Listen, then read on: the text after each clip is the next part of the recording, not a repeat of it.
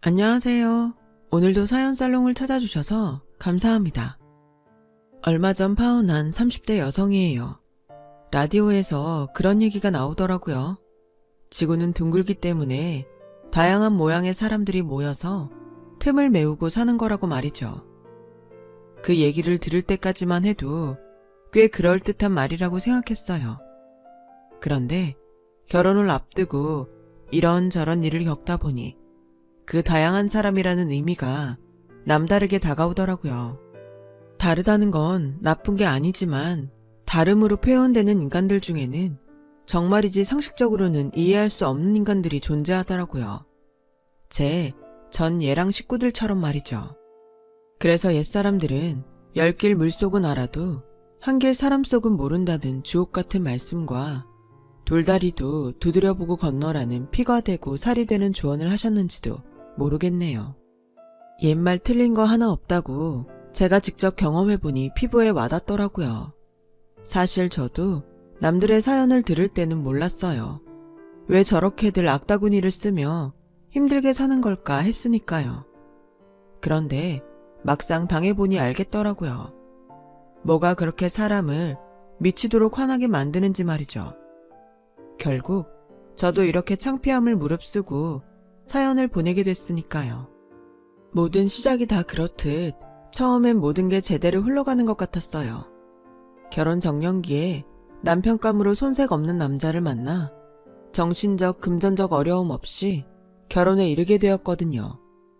얘랑과 저는 궁합도 안 본다는 4살 차이로 중매를 통해 만났어요. 이전까지 각자 연애도 하고 이별도 경험했던 탓에 연애 감정을 바라고 선자리에 나간 건 아니었죠. 그래서 오히려 말이 잘 통했던 것 같아요. 평생을 같이 할 반려자를 찾겠다는 목적이 같았으니까요. 게다가 서로의 학벌과 직업, 직급과 연봉까지 모조리 공개한 상태에서 만난 거라 괜히 눈치 보며 탐색할 필요도 없었고요. 얘랑과 저는 같은 목동 출신으로 치맛바람 센 엄마들 밑에서 들들 볶이며 자랐다는 공통점이 있었어요. 평일엔 방과 후 학원 셔틀을 하고 주말엔 상위권 친구 2명과 함께 과외쌤 오피스텔에서 과외를 했어요. 이름난 과외쌤이라서 한 번이라도 시간을 어기거나 과제를 안 해오면 그날로 바로 아웃이었어요. 과외비가 엄청 비싼데도 신청자가 많아서 대기자만 해도 수십 명에 달할 정도였죠. 웃긴 건 얘랑도 그 쌤한테 과외를 받았다는 거예요. 진영씨 어머님도 치맛바람이 장난 아니셨나 보네요. 그 쌤이 강남에서도 유명한 사람이라 티오 날 때마다 엄마들 사이에서 경쟁이 장난 아니었거든요. 수업 오목교 근처 오피스텔에서 했죠. 그거 저희 엄마가 해준 거예요. 정확히 말하자면 저희 엄마가 사람들 모아서 다 같이 해준 거죠. 강남에서 그 쌤 데려오면서 말이에요. 그때 저희 엄마 제 과외비로 돈 엄청 날렸어요. 그 바람에 툭하면 아빠랑 부부싸움을 하실 정도였거든요. 그나저나 진영씨도 어머님 때문에 고생 많이 했겠네요. 네, 맞아요. 치맛바람 센 엄마 덕분에 저는 제 청소년기를 잃어버렸거든요. 중학교 1학년 때부터 엄마는 수업이 끝날 시간에 맞춰 학교 앞으로 차를 끌고 오셨어요. 그리곤 그때부터 학원 셔틀이 시작됐죠. 국영수는 기본이고 국사와 과학, 심지어 예체능에 이르기까지 전 과목을 다 학원 수업으로 받아야 했어요. 이럴 거면 뭐하러 학교에 다니나 싶을 정도였죠. 거기다 남들보다 일찍 수능 대비를 해야 한다며 방학 때는 수능 학원까지 다녀야 했어요. 그렇다 보니 제가 쉴 수 있는 시간은 일요일 7시부터 9시까지 딱 2시간 남짓이었어요. 그나마도 시험 기간엔 특강 때문에 쉴 시간도 없었지만요. 저는 중고등학교 시절 내내 그렇게 살았어요. 숨도 쉬기 힘들 정도로 답답하고 미칠 것 같은 시간이었죠. 그런데 일이 터진 거예요. 저랑 같이 과외 수업을 받던 친구가 학업 스트레스에 못 이겨 공황장애를 앓게 됐거든요. 당시만 해도 생소한 병명이라서 치료하면 바로 낫는 줄 알았는데 반년이 다 되도록 친구의 병은 점점 심해져서 등교는커녕 대인 기피증까지 생겨서 방 밖으로 한 발자국도 나오려 들지 않았어요. 그 소문은 순식간에 퍼져나갔고 저희 엄마 귀에까지 들어가게 되었죠. 그리고 며칠 뒤 엄마가 제 방으로 들어오셨어요. 평소와 다르게 차분한 목소리로 그러시더라고요. 힘들면 학원과 과외를 줄여주겠다고요. 며칠 전에 길에서 수빈이 엄마를 만났는데 얼굴이 말이 아니더라. 수빈이 명문대 보낼 욕심에 그렇게 극성을 떨더니 그게 독이 돼서 수빈이가 그렇게 될 줄 알았겠니? 내 손잡고 펑펑 울면서 그러더라. 수빈이가 다시 예전처럼 돌아와 주기만 한다면 다시는 학원 근처에도 안 보내겠다고 말이야. 엄마도 이번 일로 많이 깨달았어. 너 명문대 보내려고 했던 건 다 너 잘 되라고 한 거였지만 따지고 보면 그게 다 내 욕심이었던 것 같아. 나 무시하는 시댁 식구들 앞에서 내가 내 딸 명문대 보냈다고 큰 소리 치고 싶었던 걸 테니까. 그렇게라도 내 능력을 인정받고 싶었는지도 몰라. 엄마 참 한심하지? 근데 이젠 안 그러려고. 나한텐 내 딸이 더 소중하니까. 그렇게 수빈이 엄마를 반면교사 삼았던 엄마는 국영수 학원 하나만 제외하고 모든 학원과 과외를 중지시켜 주셨어요. 덕분에 저는 고2 말부터 평범한 여고생이 되었죠. 하지만 오히려 공부는 예전보다 더 열심히 했어요. 그건 어디까지나 나를 위한 일이기도 했지만 하나뿐인 엄마를 위한 일이기도 했거든요. 사실 저희 엄마가 처음부터 저에게 공부를 강요했던 건 아니에요. 오히려 그 반대였죠. 그랬던 엄마가 변하게 된 건 친할머니 때문이었어요. 네가 돈 많은 부모가 있니? 그렇다고 힘 있는 형제가 있니? 쥐뿔도 없는 집구석에서 왔으면 네 자식이라도 번듯하게 키워서 며느리 노릇이라도 해야 할 거 아냐. 네 동서 보면 뭐 느끼는 거 없니? 지남편 출세시킨다고 친정인맥 동원해 지남편 내조하지. 자식들 교육시킨다고 미국까지 오가며 애들 뒷바라지 하지. 이러니 내가 걔를 안 이뻐할 수가 있겠냐고. 그런데 넌 어떠니? 넌 하나밖에 없는 딸내미도 제대로 관리 못해서 5학년이나 된 애가 아직 영어 인사도 제대로 못하게 만들어. 이러다 미국에서 온 가은이 가영이 오면 지 사촌하고 대화도 못하게 만들려고 애 교육에 손 놓고 있는 거야? 애를 딱 네 수준으로 만들어 놓으려고? 이래서 보고 배운 게 없는 애는 며느리로 들이는 게 아니었는데 내가 너무 정이 많아서 널 받아줬다. 내가 정신 나갔지. 아휴. 친할머니는 툭하면 작은 엄마랑 비교해 엄마를 자극하셨어요. 친할머니가 속을 헤집고 간 날이면 엄마는 가슴을 치며 눈물을 삼켰죠. 그런 날들이 이어지면서 엄마는 점점 몬스터맘으로 변해간 거예요. 그즈음 미국으로 조기 유학 갔던 사촌들이 적응을 못해서 2년 만에 쫓겨나듯 한국으로 돌아오자 엄마는 쾌재를 부르셨어요. 작은 엄마의 실패는 저희 엄마에겐 기회니까요. 엄마는 이때를 놓치지 않고 제게 올인했어요. 기를 쓰고 이름난 학원에 저를 끼워 넣고 공부 잘하는 애들이랑 짝을 지어서 과외 무리를 만들었어요. 불행인지 다행인지 엄마의 극성 탓에 제 성적은 쑥쑥 올라갔고 엄마가 바라던 외고에 합격하게 되었죠. 그러자 그동안 저희 엄마를 무시하던 친할머니가 확 달라지신 거예요. 자식 교육에 실패한 작은 엄마 대신 저희 엄마한테 기대를 걸기로 한 거죠. 가족들이 모일 때마다 작은 엄마는 예전에 저희 엄마가 당했던 것처럼 냉대와 멸시를 받아야 했어요. 대신 엄마는 친할머니의 총애를 받으며 비로소 맏며느리 대접을 받을 수 있게 되었죠. 구차한 영광이었지만 그래도 엄마는 손에 든 사탕을 뺏기기 싫은 아이처럼 어떻게든 저를 명문대에 보내 지금의 영광을 지켜내고 싶어 했어요. 그런 마음을 알기에 저도 열심히 공부할 수밖에 없었죠. 이것만이 딸로서 해드릴 수 있는 최고의 효도다 생각하며 말이에요. 하지만 어디 세상 일이 내가 원하는 대로 이루어지나요? 막상 외고에 들어가 보니 정말 공부 못하는 애는 하나도 없더라고요. 저도 공부 꽤나 한다는 소리를 들으며 중학교 시절을 보냈는데 이 학교에 들어온 애들 치고 저만큼 안 되는 애는 하나도 없었어요. 그러니 내신 등급을 따는 게 그렇게 어려울 수가 없었죠. 소수점 하나에도 서너 명이 주르륵 달려있을 정도였으니까요. 아무리 죽어라 해도 성적은 좀처럼 오르지 않자 자신감이 점점 떨어지고 별것 아닌 말에도 발끈할 정도로 신경이 예민해졌어요. 그 무렵 앞에서 말했던 수빈이 일도 있었고요. 저도 수빈이만큼 버겁고 위태로운 나날을 보내고 있었거든요. 벼랑 끝에 선 것처럼 말이죠.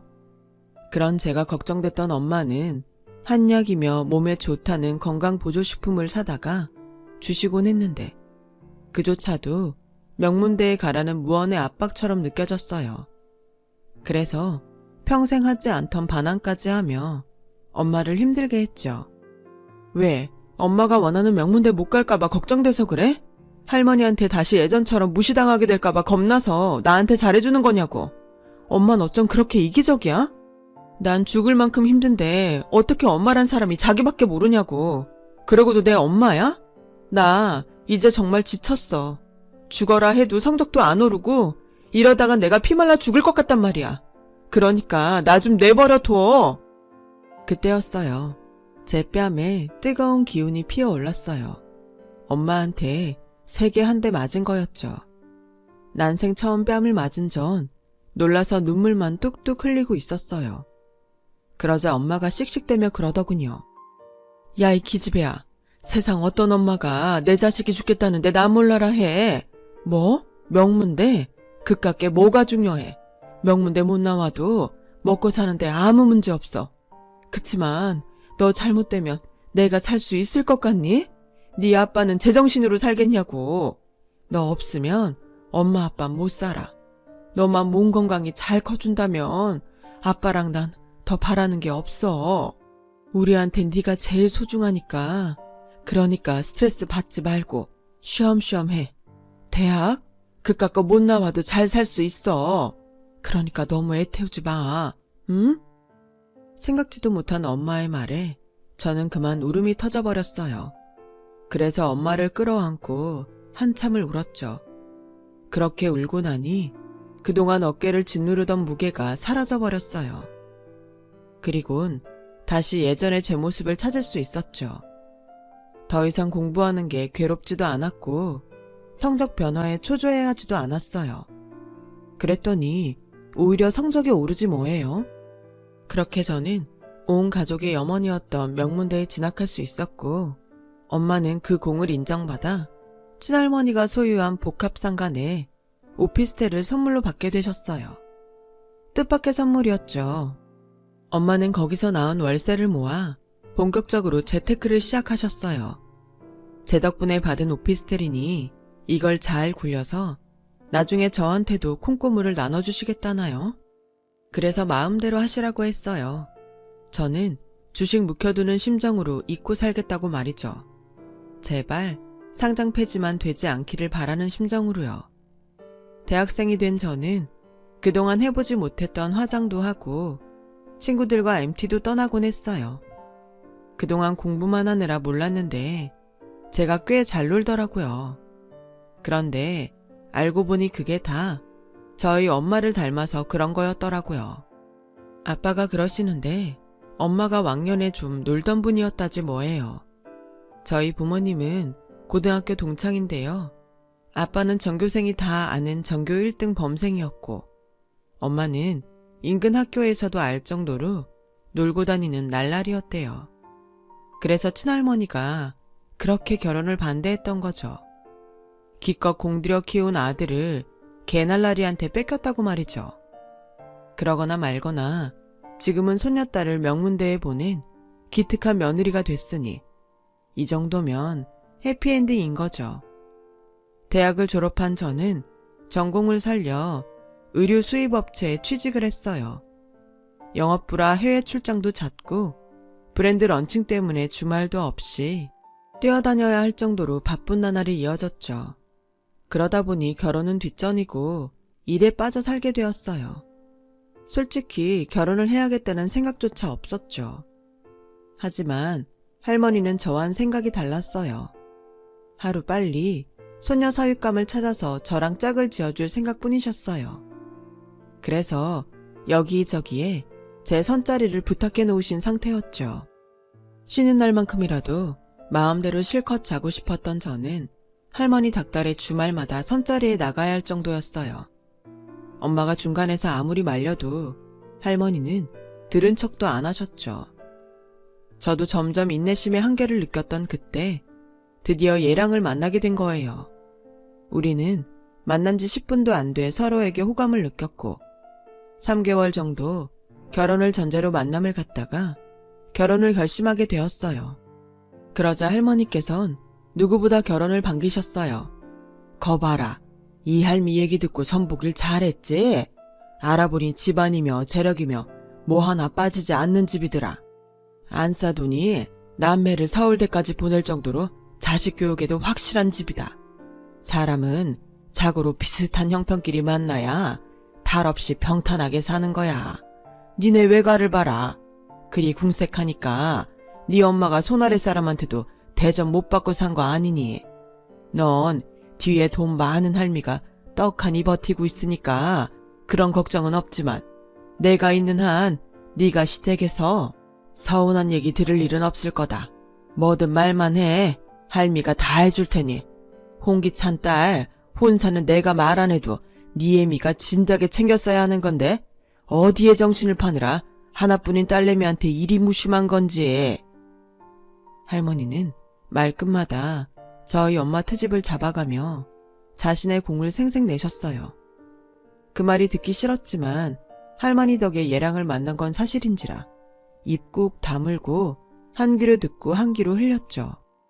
그런데 결혼을 하겠다는 제 말에 엄마가 난색을 하지 뭐예요? 뭘 그렇게 서둘러 가려고 그래. 요즘 같은 세상에 혼기가 어딨다고. 다 자기가 가고 싶을 때 가면 그만이지. 게다가 난 네 시어머니 자리가 왠지 마음에 걸린다. 아파트 엄마들한테 들어보니 왕년에 치맛바람으로 유명했던 사람이더라고. 성격도 장난이 아니라는데 그런 사람을 네가 감당할 수 있겠니?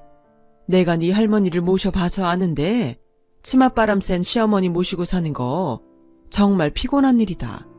내가 네 할머니 때문에 얼마나 마음고생하고 살았는지 누구보다 네가 잘 알잖아. 근데 네가 하필 그런 집으로 시집을 간다니. 난 네가 나처럼 살지 않았으면 좋겠어. 그러니까 곰곰이 다시 생각해봐. 이 결혼 꼭 해야 하는지. 엄마도 참 개구리 올챙이적 생각 못한다더니 엄마가 그 짝이네. 엄마도 우리 시어머니 못지않게 한치맛바람 했던 거 기억 안 나? 그런 엄마 밑에서도 버티고 살아온 나라고. 그런데 무슨 걱정이야? 그리고 내가 시어머니랑 결혼하나? 남편이랑 결혼하지. 어차피 결혼해도 따로 분가해서 사는 거니까 너무 걱정하지 마. 보란듯이 잘 살 테니까. 그러니 이젠 내 걱정 그만하고 엄마도 엄마 인생 살아. 엄마는 제 말에 서운했는지 말없이 방으로 들어가 버렸어요. 그리고 며칠 뒤 당사자들보다 마음이 급했던 저희 할머니와 어머님이 만나 상견례 날짜며 장소까지 정했어요. 두 분 다 한치맛바람 하셨던 분들이라 자식 일에 거침이 없으셨죠. 상견례도 치르기도 전에 할머니와 시어머니의 독단적 결정으로 가을에 식을 올리는 걸로 합의가 됐어요. 그 말을 들은 엄마는 펄펄 뛰었죠. 도둑장가 보내는 것도 아니고 무슨 결혼을 3개월도 안 남기고 정해? 혼수며 예단이며 준비할 게 어디 한두 개냐고. 그리고 그걸 나랑 상의도 없이 왜 네 할머니랑 만나서 정한다니? 엄연히 내가 네 엄만데 사람을 무시해도 정도가 있지? 암튼 난 이 결혼 정말 마음에 안 들어. 안 그래도 소문도 안 좋은 집이라 괜히 찜찜한데 말이야. 단단히 마음이 상한 엄마는 며칠을 머리를 싸매고 자리 보전을 하셨어요. 괜히 죄송하긴 했지만 그때는 저도 준비해야 할 일이 태산이라 엄마한테 신경 쓸 여력이 없었어요. 결혼식까지 시간은 없고 회사 일도 바쁜 탓에 전 예식장과 스드메 준비를 하느라 고3 때보다도 혹독한 시간을 보내야 했어요. 그리고 드디어 식장과 스드메 예약을 마친 어느 날이었어요. 글쎄, 어이없는 일이 벌어졌지 뭐예요. 네? 예식장을 양보하라고요? 글쎄, 예비 시누이가 속도 위반을 해서 갑자기 결혼을 하게 됐다지 뭐예요. 갑작스런 결혼이라 예식장을 아직 못 구했다며 제가 예약한 예식장을 시누이한테 양보하라는 거 있죠. 이게 말이 되는 소린가요? 그런데 어머님은 너무 당당한 거예요. 한 해의 자식을 둘이나 보내는 건 주변의 예의가 아니지. 그래서 말이다. 니들 결혼은 내년으로 미뤄야겠다.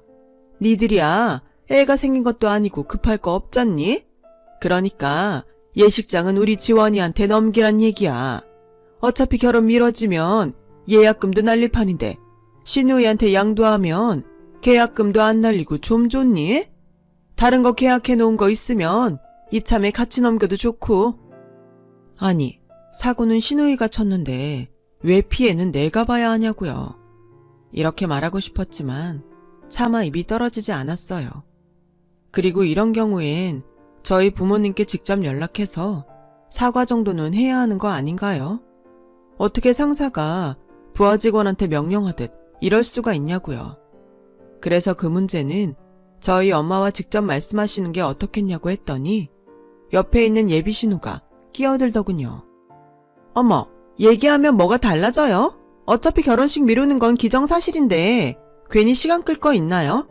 엄마들 만나느라 약속 잡고 어쩌고 하다 보면 시간만 가니까 그냥 언니가 전하면 되잖아요. 그렇게 융통성이 없어서 직장 생활은 어떻게 해요? 아, 우리 오빠 완전 고생하겠다.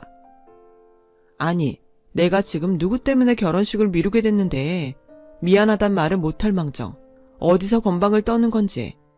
내 동생이면 한 대 쥐어 박는 건데. 그래, 그건 우리 지원이 말이 맞다. 하루가 급한 시점에 내가 안사돈 만나 설명할 시간이 어딨니? 그러니 네가 가서 잘 말씀드려라. 저를 통해 그 얘기를 전해 들은 엄마는 버럭 소리쳤어요. 아니, 웃기는 옆였네네. 그런 일이 있으면 직접 연락을 해야 되는 거 아니야. 어디서 통보야, 통보는. 그건 할머니도 마찬가지였어요. 아빠는 며칠 뒤면 상견례니까 그때 만나서 잘 얘기해보자고 했어요. 그런데 며칠 뒤 또다시 열이 빡 오르는 일이 생긴 거예요. 예비 시누이 때문이었죠. 점심시간쯤에 예비 시누이한테 전화가 왔더라고요. 예식장과 웨딩샵의 양도 문제 때문에 갔더니 계약자가 안 오면 처리해줄 수 없다고 그러더래요. 그래서 그 문제는 상견례 끝나고 얘기하자고 했더니 이게 그러는 거예요.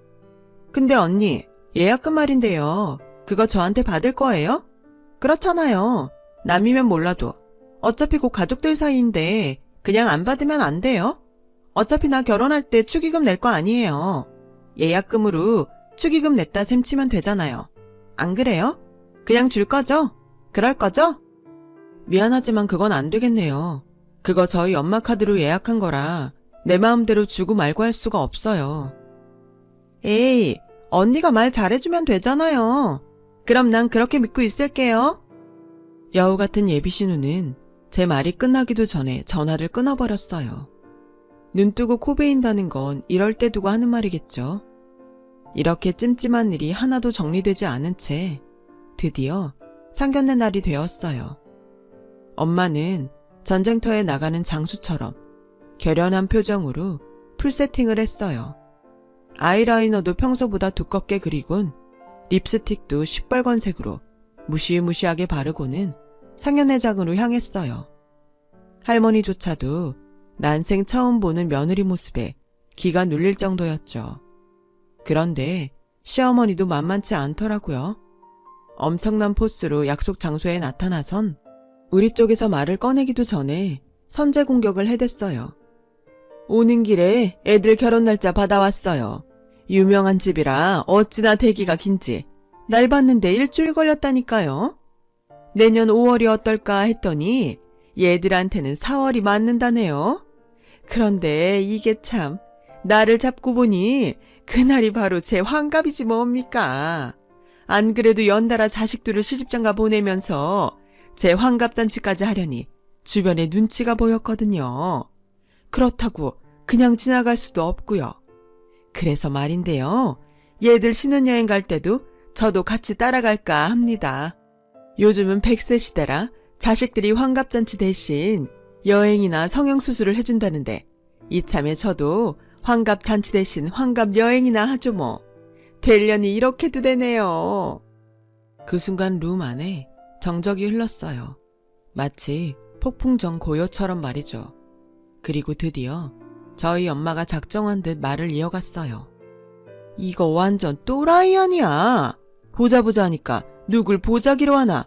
가만히 있으니까 가만히로 하나. 지금 뭐 하는 짓입니까? 누구 맘대로 결혼식 날짜를 바꾸고 누구 마음대로 신혼여행에 따라가요. 참는데도 정도가 있지? 어떻게 사람이 끝이 없어. 애초에 결혼 날짜 잡은 것만 해도 그래요. 버젓이 부모가 살아있는데 그걸 왜 저희 시어머니가 결정을 합니까? 왜 당사자도 모르고 당사자 부모도 모르게 멋대로 일처리를 하냔 말이에요. 그리고 결혼 날짜는 바꾸면서 왜 예식장이며 웨딩샵 예약금은 그쪽이 꿀꺽합니까? 누구 때문에 결혼식을 미루는 건데? 어떻게 된 게 하나부터 열까지 상식적인 게 없어. 상식? 그쪽이야말로 상식도 예의도 없는 것 같네요. 상견례 자리에서 사돈한테 이런 막대 먹은 짓을 해도 되는 겁니까? 그리고 결혼 날짜는 그쪽 어머님이 자기랑 상의하자고 해서 둘이 만나 결정한 겁니다. 며느리 자리가 오죽 못 믿었으면 시어머니가 대신 나섰을까? 자기가 모자라 벌어진 일을 누굴 탓하냐고요. 그리고 그깟 돈 몇 푼 누가 내면 어때요? 어차피 사돈 되면 우리 딸 결혼할 때 축의금 낼 거 아닙니까? 그걸로 가름하면 될 일을 굳이 애들도 다 있는 자리에서 까발려선 사람 우습게 만들어도 되냐고요. 이래놓곤 상식을 노느네? 기가 막혀서 정말. 이렇게 구질구질한 인간들이랑 엮일 줄 알았으면 애초에 이 결혼 허락 안 했습니다. 애 할머니가 말이 좀 통하는 분이라 좀 다를까 했더니 영 아니네. 하요, 뚫린 입이라고 말은 잘하네요. 그래, 기왕 말 나온 김에 구질구질한 얘기 좀 더 해볼까요? 그쪽 아들 우리 애 만나기 전에 파혼했다죠? 그 이유가 뭐라더라? 말도 안 되는 혼수 요구에 그 집 백수딸 취직까지 요구했다면서요. 그거 안 받아들여지니까 없는 얘기 지어내서 멀쩡한 남의 집 딸내미 앞길 막고 위자료까지 받아내선 파혼했다죠? 왜? 우리 애도 그렇게 망가뜨리려고요? 구질구질하게 위자료 뜯어낼 심산으로 지금껏 그런 식으로 망한 집구석에서 궁여지책으로 먹고 살았던 모양인데 어림도 없습니다. 우린 안 당해요. 그러니 되도 않는 수작 부릴 생각하지 말고 당장 예약금이나 물어내요. 오늘까지 입금 안 하면 바로 경찰에 신고할 테니 알아서 하라고요. 참, 이번 일로 또 헛소리 짓거리고 다니면 내가 아주 그 집고서 박살을 낼 테니 주둥이 단속 제대로 하세요. 안 그랬다간 그 집 딸내미 더러운 사생을 까발려서 미혼모를 살게 할 수도 있으니까 알았어요? 그 주제에 어디 금쪽 같은 내 딸을 넘봐. 어림도 없지. 그리고요 어머님, 진영이 제 딸이에요. 어머님 손바닥에서 놀던 똥강아지 아니라고요. 그러니까 앞으로 제 딸 일에 관여하지 마세요. 한 번만 더 내 딸 인생에 나서서 똥물 튀기시면 저 가만 안 있습니다. 엄마는 그간 참았던 울분을 쏟아내놓곤 저와 아빠를 데리고 룸을 나왔어요. 할머니요, 난생 처음 받아본 며느리의 반격에 뒷목 잡고 앉아 계셨죠 뭐. 그날 이후 엄마는 마치 새로 태어난 사람처럼 이전과 완전히 변했어요. 오래전 할머니한테 포상으로 받은 오피스텔을 굴려서 번 돈으로 주식도 사고 코인에도 손을 대서 엄청난 수익을 얻었거든요. 못 사는 집에서 시집왔다고 수십 년을 구박받던 신데렐라에서 수십억 자산을 가진 능력 있는 아줌마가 된 거죠. 이런 엄마를 보니 굳이 결혼에 목을 맬 필요가 없다는 생각이 들었어요. 내 능력만 있다면 나이가 들어도 충분히 인생을 개척하며 즐겁게 살 수 있다는 걸 깨달았으니까요. 이제까지 제 인생을 너무 휘둘리며 살았던 것 같아요. 엄마가 바란 것도 제가 자주적으로 제 인생을 사는 거였을 테고요. 이제 제 인생 누구에게도 휘둘리지 않고 제 생각대로 꼿꼿이 살아가 보려 합니다. 지금까지 제 사연을 들어주셔서 감사드립니다. 건강하시고 행복하세요. 여러분, 사연 댓글에 응원과 현명한 조언 부탁드려요. 좋아요와 구독은 저에게 큰 힘이 됩니다. 오늘도 좋은 일 가득하세요.